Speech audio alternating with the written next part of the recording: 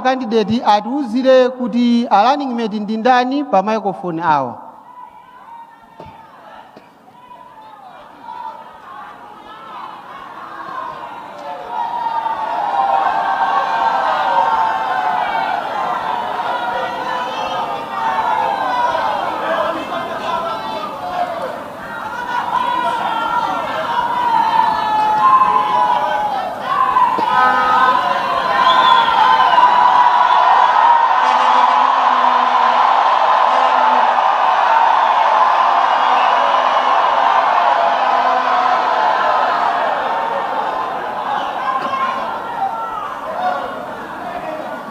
Chairperson, Honorable Arabel Talimanga, Commissioners, members of the DPP, fellow Malawians, it is my pleasure to announce that my running mate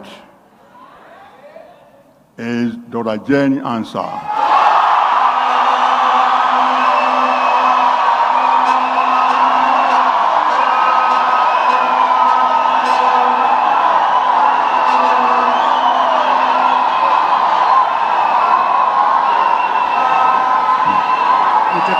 Can I say a few more words? No, not now. No, okay.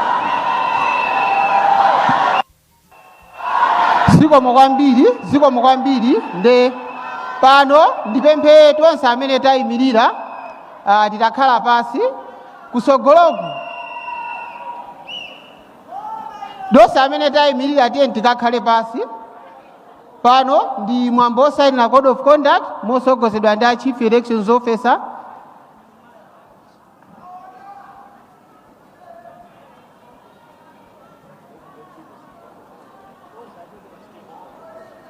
Tena amene tayimirira tikakhale pasi. Amene tayimirira tikakhale pasi.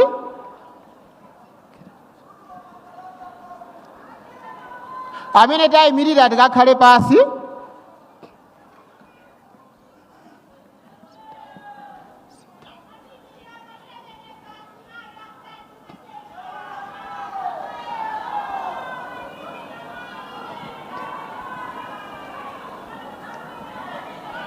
Pano ndi mwambo osayinira code of conduct. Code of conduct ndi ndondomeko zimene zinakhazikitsidwa ngati malamulo ang'ono regulations kuti onse amene akupikisana pa chisankho makandidate ndiwo wasatira zipani azasatira pamene akupanga kampeni.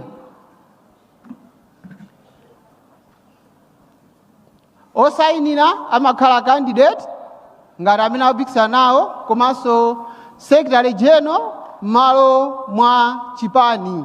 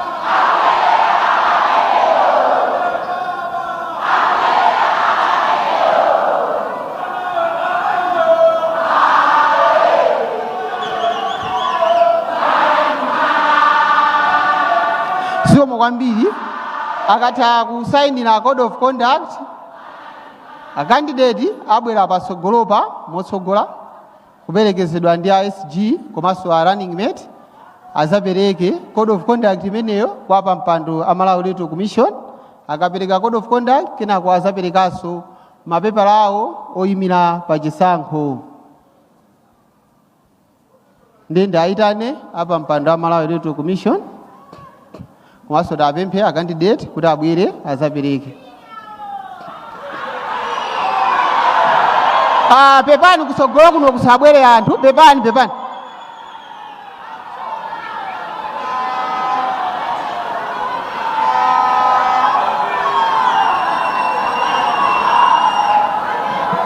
Pepani kutsogolo kuno sindikufuna anthu. Pepani kutsogolo. No.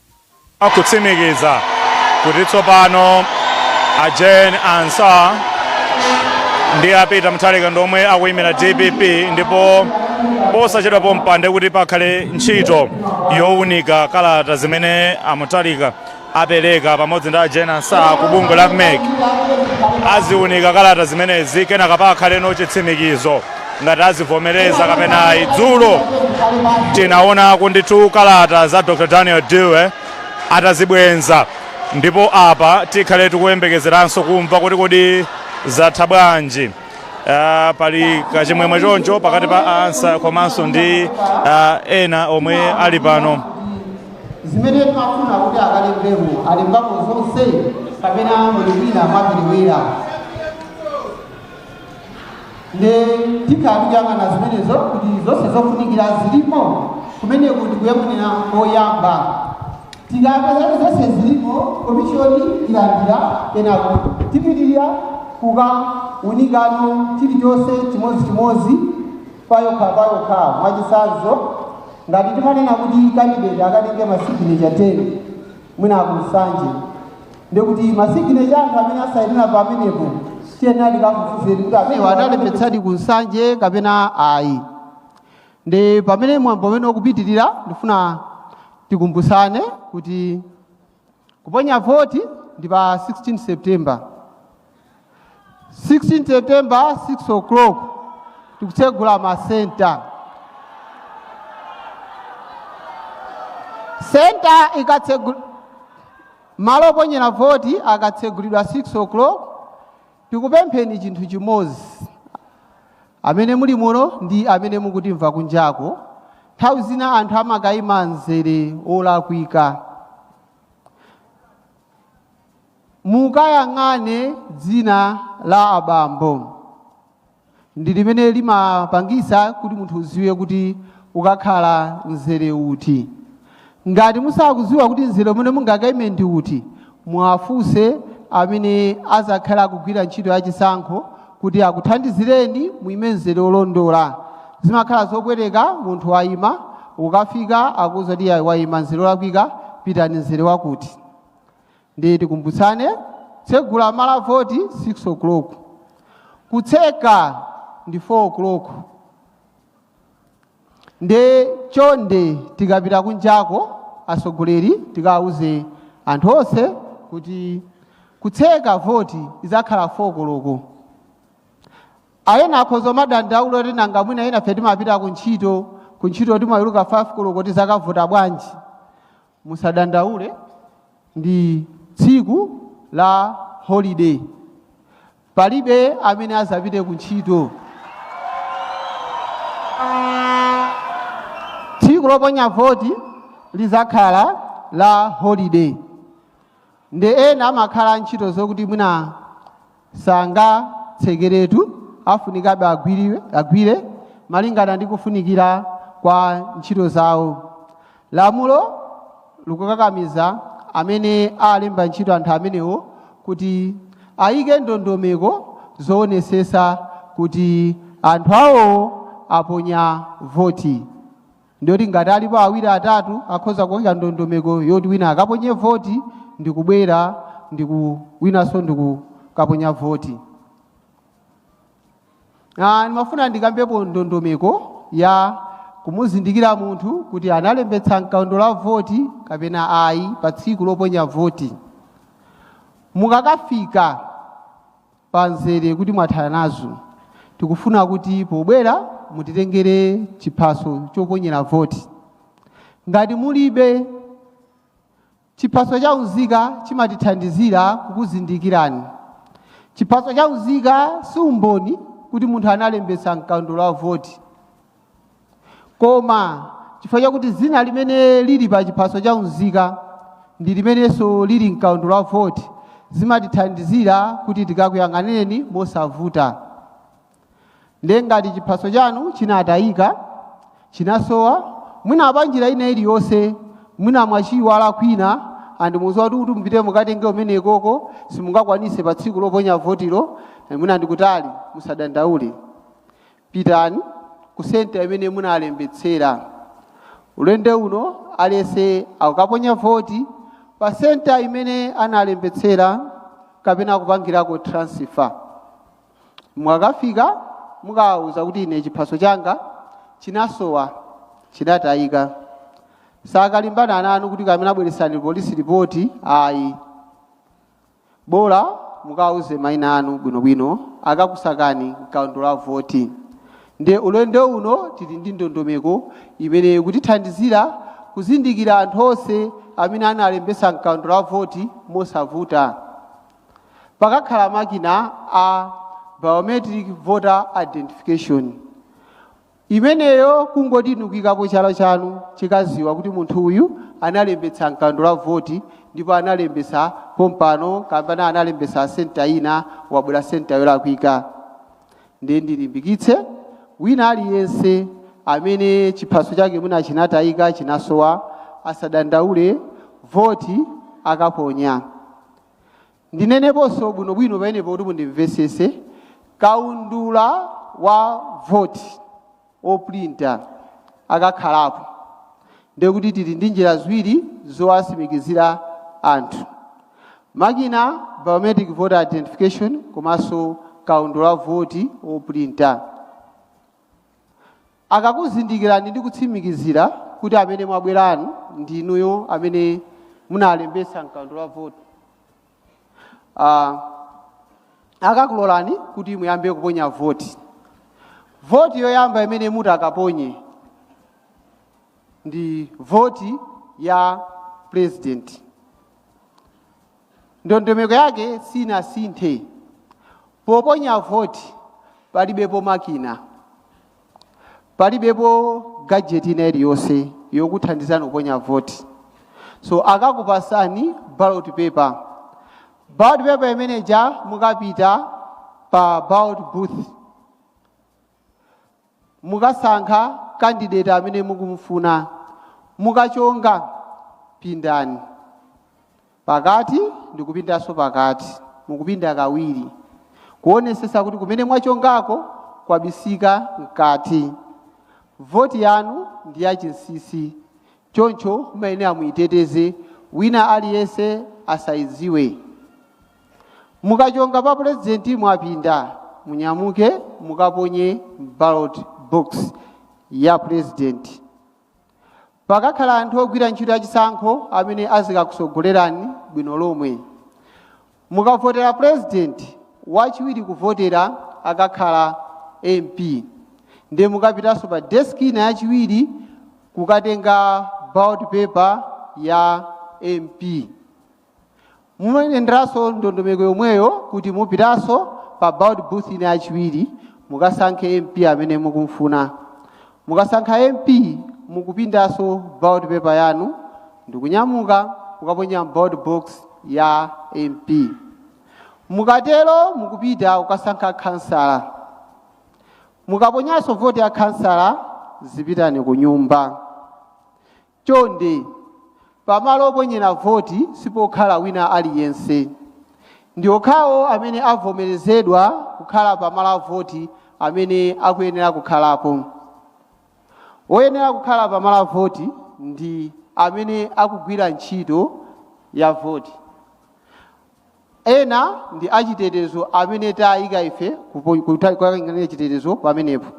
Amene akubwera kusaponya voti akhoza kukhala pa center, koma akaponya voti apita.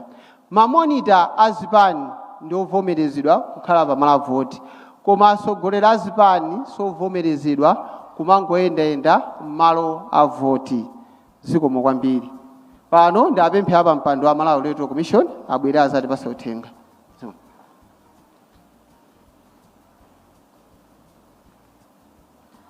Thank you, Sangwani. Your Excellency, Professor Arthur Peter Mutharika, former President, and your running mate, Justice Dr. Jane Ansah, SC, retired.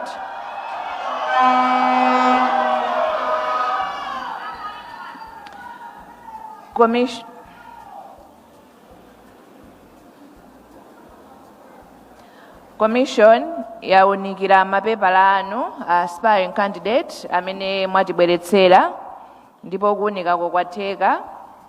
Provisionally your papers look in order, koma tikagwiranso ntchito yowunikira tikamaliza process yonse. Kwa lero mapepala anu taalandira mongogwirizira. Zikomo.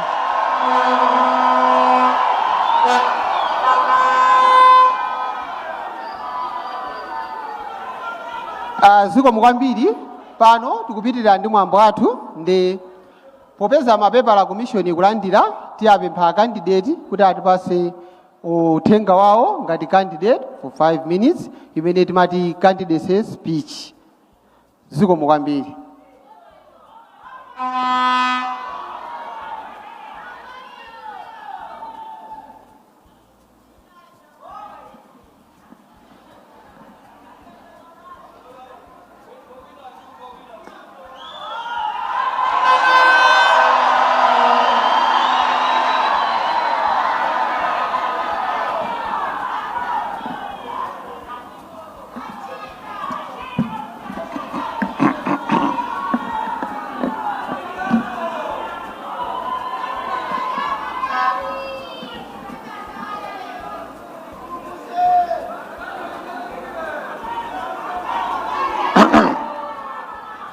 Madam Chairperson,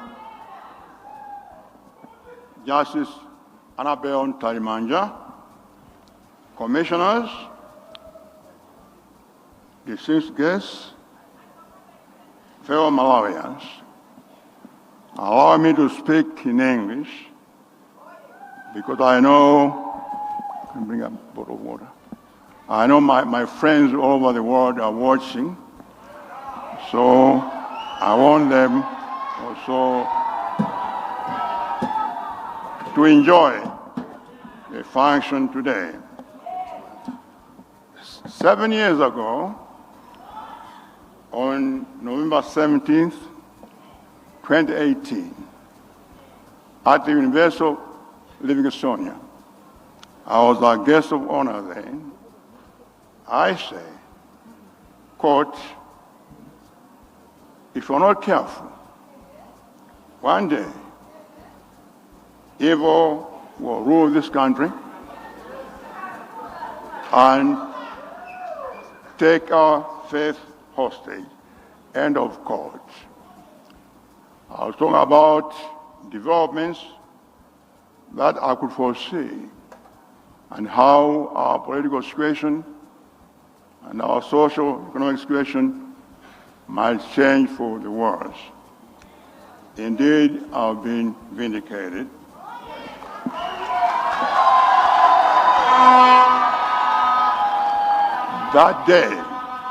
That day is here today.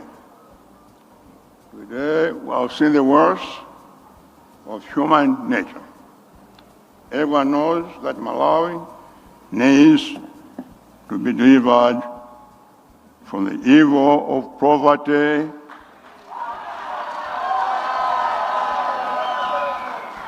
exclusion, and fear. We all know that the country needs to be rescued. This suffering of Malawians cannot continue like we're slaves in our own country. We must free the people. And yes, I hear God say, let my people go.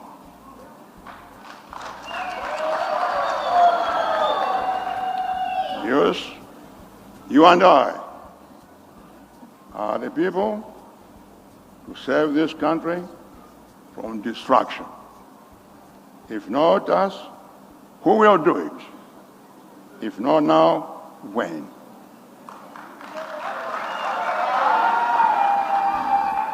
We are the generation to save our country now or never. This is our mission. As we say, every generation must find its mission. And our mission, this generation, is to save this country from ultimate self-destruction.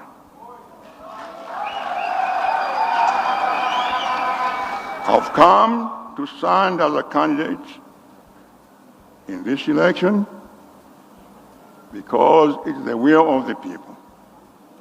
I'm standing as a candidate because many Malawians have asked me to do so. Personally, I have nothing to gain from standing again for president.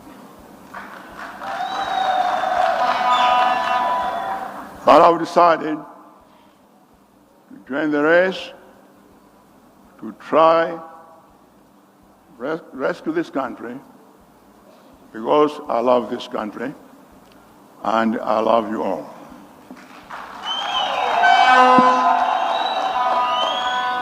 I only have one goal, one dream, one mission, to lead Malawians to rise up again and rebuild this country. This is our country, our only country. Malawi is the only country we have. Sadly, Malawi is at its worst point since the founding of this nation. The cost of living is at its highest. Our money is at its weakest. The pain and suffering of the people is at its worst. The plundering at its highest. We are destroying our own country, and those who govern us must make sure that together we rescue this country and rebuild this country together.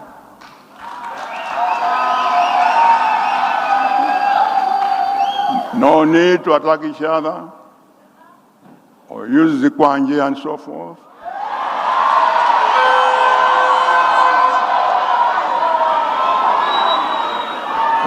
When somebody wants to express their democratic freedom, no, we are all Malawians.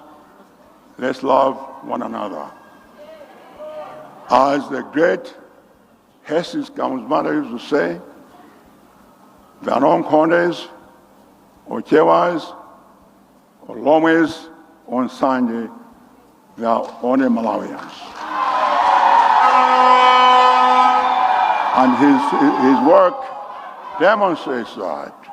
He loved this country, he developed this country without discrimination, and appointed people to government positions on the basis of merit, not on the basis of where they come from.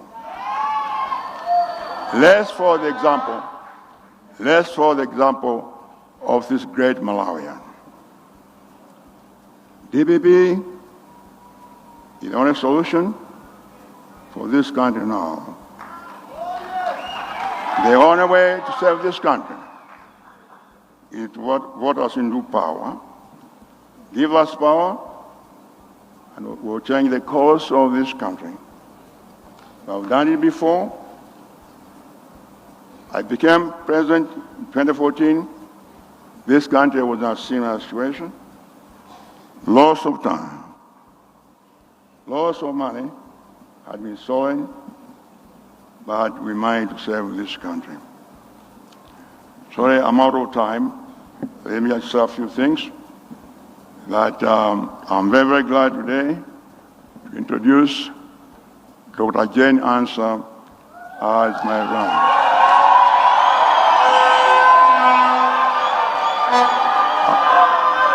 I've known Dr. Ansah for a very long time. When I was Minister of Justice, she was Attorney General. And we worked together on many pieces of legislation in this country. She had been a judge of the High Court and also, as you know, chairperson of the Malawi Electoral Commission.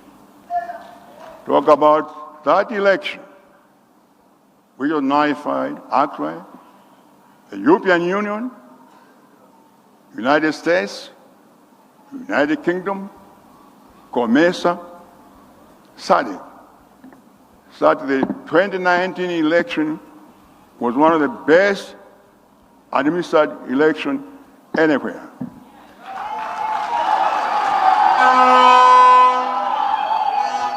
It was only through malice,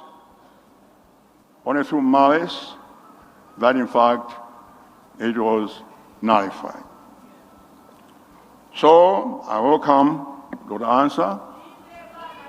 In choosing a running mate, I wanted somebody who is mature, somebody who has experience, assist me in running this country, somebody who loves this country, but also somebody who is God-fearing. You may not know this, but Dr. Ansah is also a bishop, actually, of the Citadel Church. Her husband is a bishop, and her two daughters, both lawyers, are also pastors in the Citadel. So she's a God-fearing person, and I found her to be a man of integrity, a person of integrity, and I believe she can contribute so much to this country. Now, for those who were left out, I want to say this, that I can only select one person. I know some of you have said all sorts of things. If I'm not selected this and that, that's not the right attitude. Let's work together with Dr. Ansah, myself, so that we win the coming election. And I'm sure if we work together, we shall win. God bless you all.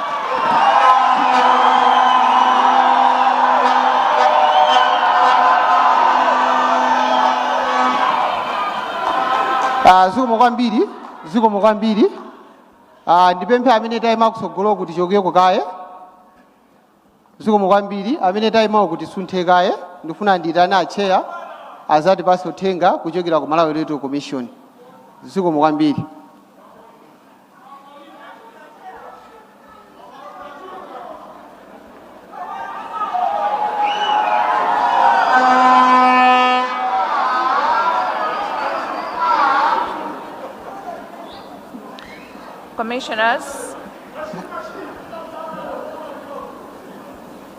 Commissioners of the Malawi Electoral Commission, Mr. Andrew Mpesi, CEO MEC, Your Excellency Professor Arthur Peter Mutharika,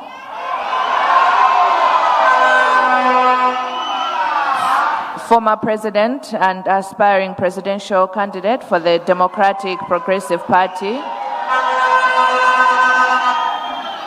and your running mate, Justice Dr. Jen Ansah, AC retired.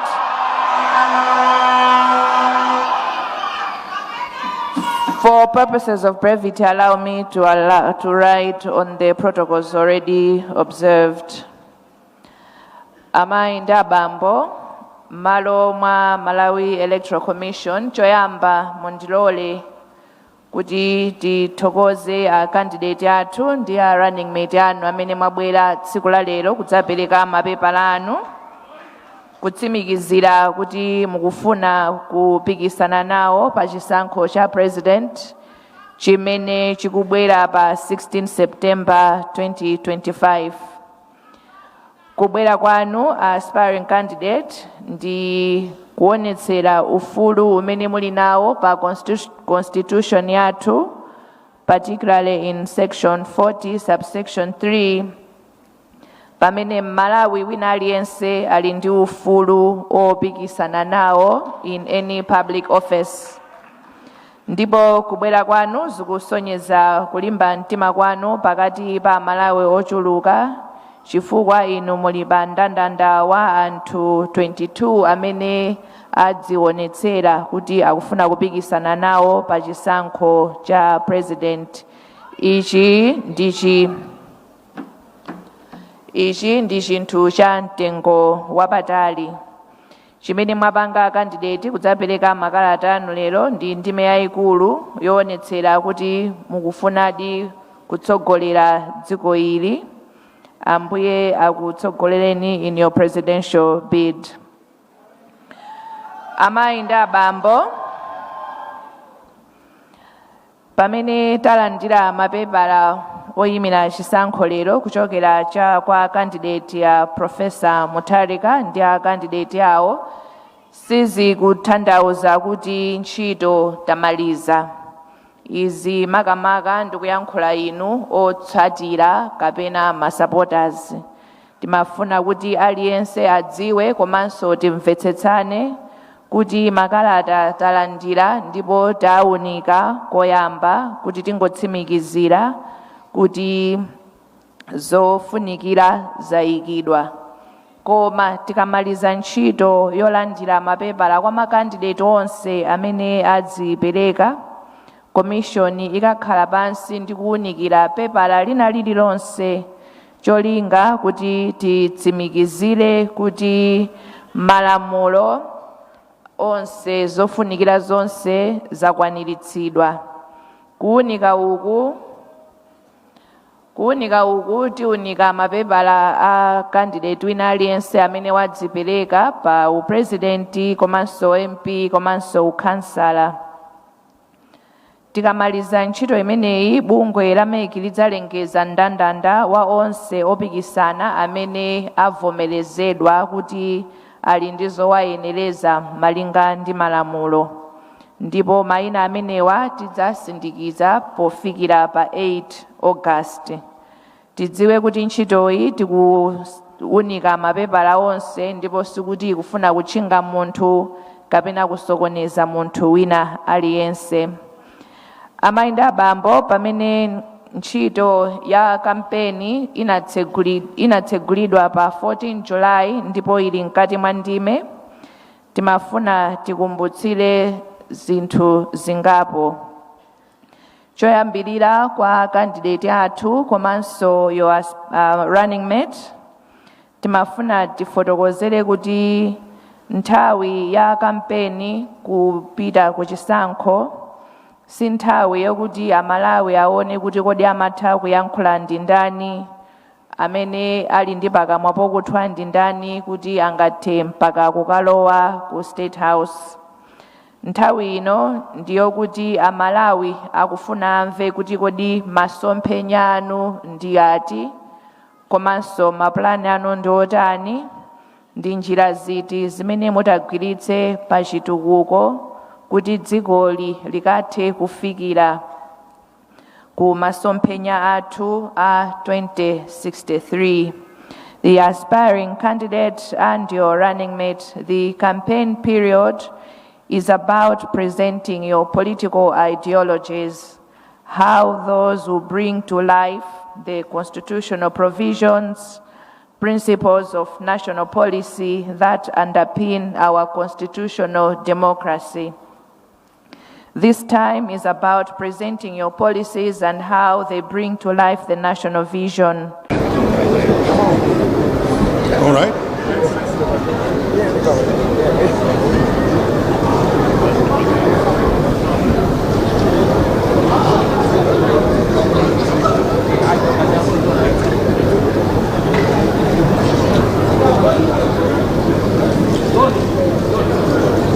Your Excellency.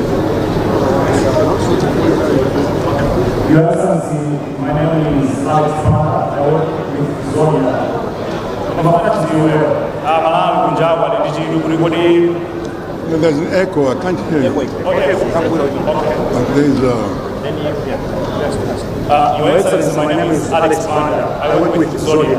yes. Kunjawa anthu ali ndichidwi kuti kodi chiganizo choti musankhe mayi Dr. Jena Ansah chabwera bwanji. Komanso Amalawi ali ndichidwi pofuna kudziwa kuti manifesto simunakhazikitse.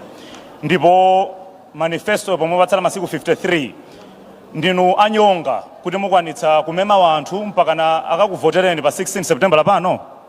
The first question ndalongozwa kuti nasankha mayi Ansah chifanifuna kuti munthu tikalowa mboma I need somebody kuti anthandize kuyendesa boma. Munthu amene ali ndi experience kwambiri. Mayi awa anali magistrate, anali chairman of National Compensation Tribunal, anali judge of the High Court, anali Attorney General, komanso anali chairman of the Malawi Electoral Commission. They are vast experience. That's what we need. This country now, kumele kupitako tikufuna anthu amene ali competence. I'm not going to appoint people just to please people or because people want a position. I want people in the government, an ability to turn this country around. Because this country is almost finished now. I heard we are now the second poorest country in the world after Somalia. Somalia and in Kondo over 30 years. Second poorest in the world. So when you turn the country around, in a muntu, I don't know kuna akuchokera kandota Antoine kama mtu huyu angatugwira nchito hii, huyu angatugwira nchito hii. So you are not nchito anymore in the means of justice. You are Attorney General. Kodemba malamulo siyana Credit Reference Bureau, National ID, yatinamba, those siyana so ndikuziwa uje ukasiriwa I know abele kwa kwambi. Komanso uje thesis yao pa udokta wa malamulo anemba uje ya the right to development. Ndikuliso ndi ukasiri oziwa kutukula ziko. So combinazo zimenezo naona kuti this is the best person. That's all.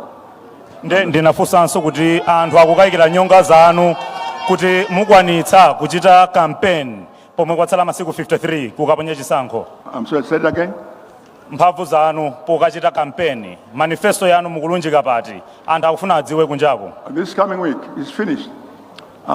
Digital launch, posta kera hapa, komanso manifesto, komanso launching the actual campaign.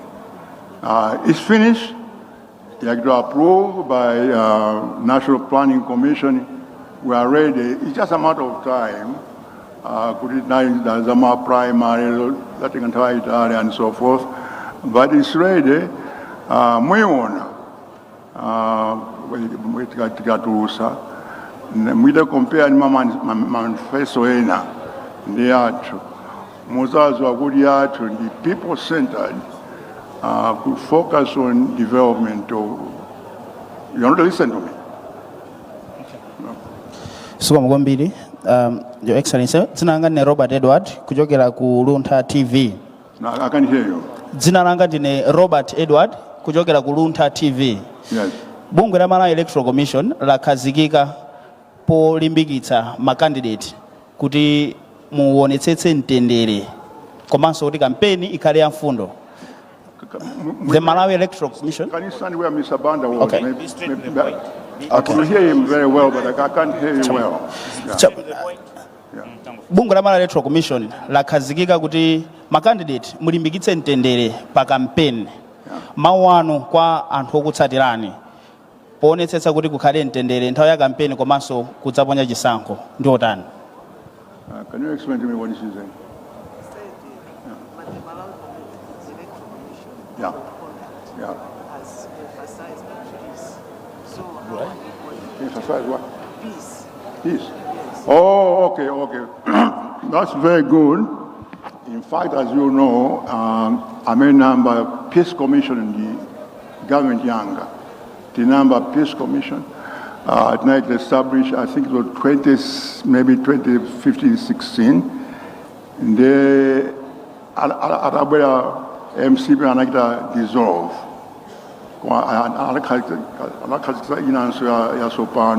Yes, I'm all for that. Peace. Peace Commission many yaka silent for 5 years when people are suffering and to have capital and can't pay. You see? And then I'm going to there's no way you can compare DP violence, the violence so-called for MCP. That's complete nonsense. You see, but I wish them well. I wish they'll come out and do their job instead of just sitting there and clapping hands when there's violence in this country. Thank you so much, Your Excellency. Thank you. Thank you very much. I think this marks the end of the za kuyankha mafunso kwa mtsogoleri wa chipani cha DPP apita Mutharika. Iwowa atsindikapo kuti ndi ofuna kuti kampeni ichitike mwa mtendere komanso bata komanso kuti pasakhale chipulikiti chilichonse. Iwowa akukambapo za National Peace Committee yomwe iwowa anakhazikitsa ndipo akuyembekezera kuti iyayi ipitirire. Anenanso kuti masiku asana akubwerawa akhala kukhazikitsa manifesto wawo ndipo zimenezo akuti tikhale tikuiona mozama kuti kodi ikhale yotani. Tinawafunsanso kuti nyonga zawo nzotakwanitsa akwanitsa.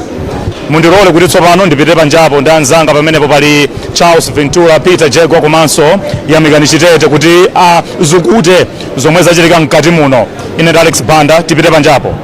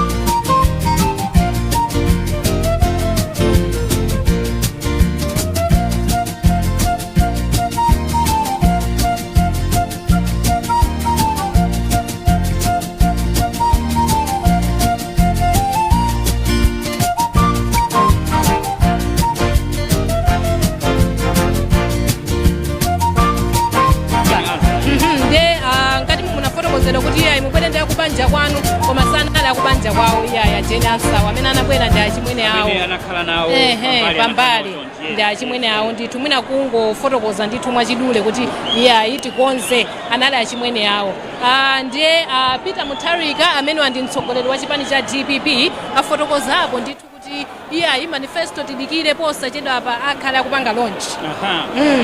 Analankhula ndi atolankhani mkatimu mwina zina umatsatira Christina amene amalankhula ndi atolankhani panali mfundo zina ziti ndi ziti zomwe Peter Mutharika afotokoza kuuza atolankhani mkatimu kuasa kuuza mtundu wa Malawi. Afotokozapo kuti chifukwa chimene asankhira Jeni Ansa kukhala running mate wawo akuti asankha Jeni Ansa kukhala running mate wawo chifukwa chokuti Jeni Ansawa ali ndi zothekera za mfundo zimene akufuna kupititsa patsogolo chitukuko ndithu cha dziko lino. China chimene afotokoza ndi chimenecho afotokozapo kuti Jeni Ansa ndithu ndi munthu oti anakhalapo commissioner anakhalapo magistrate ndi zimenezi zikuwapatsa luntha ndithu kuti akhale running mate wawo kufuna kuti dziko lino litukuke zikugwirizana ndi masomphenya awo amene akufunira dziko lifike pamene akufunira dziko lifike ndi akuona kuti munthu amene angathandize kuti mwina dziko lino litukuke masomphenya awo afike pamene akufuna ndi Jeni Ansa chifukwa chake asankha Jeni Ansa kuti akhale running mate wawo. Anafotokozanso kuti kunali mafunso ndithu kuchokera kwa atolankhani anzanu ndithu akupanga launch manifesto akupanga launch kampeni inu zili pati kupereka chitsanzo MCP yapanga kale launch kampeni yake yapangaso launch manifesto yake inuyo ngati chipani chachikulu mdziko lino zili pati ndi afotokoza ziyenda bwanji. Ndi anayankha kuti yayi muyembekezere posachedwa pompano kuti tipanga launch kuti apanga launch manifesto chimodzimodzinso kampeni ndi amati manifesto awo agona pa chitukuko cha dziko lino. Anthu ayembekezere kuti manifesto zinthu zimene zili manifesto ndi zofuna kutukula dziko lino ndithu ndi manifesto abwino ofunira zabwino dziko lino kutengera ndi mmene Mutharika afotokozera ndithu Charles.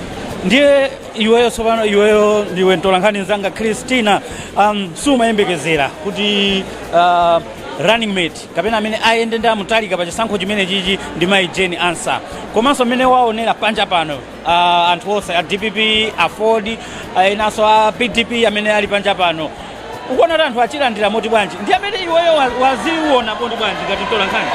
Ngati mtolankhani timayembekezera ndithu zinthu zosiyanasiyana. Kunali mphekesera dzulo kuti amakambirana ndi mtsogoleri wa chipani cha UDM amene wa Dr. Daliso Kabambe ndipo lero timaona ngati kuti mphekesera zimeneza zipheleza zichitikadi tiaona Kabambe akubwera koma zimene timayembekezera zasiyana ndi zimene zimayenda. Tinali panja pano kuyesera kuona kuti kwenikweni running mate akhala ndani koma sitinaone tangozizimutsidwa. He's a man full of surprises titakutero Mutharika kutengeranso ndi 2019 sanabwere naye running mate kuyendera limodzi imene zikumayendera ali mkati muchete sitikudziwa kuti kaya anali mkati kaya anali kuti wangotulukira mkatimu wangotulukira mkatimu ndithu. Ndiye he's a man full of surprises mmene ndafotokozera anatizizimutsanso 2019 panonso atizizimutsa ndi mmene ndithu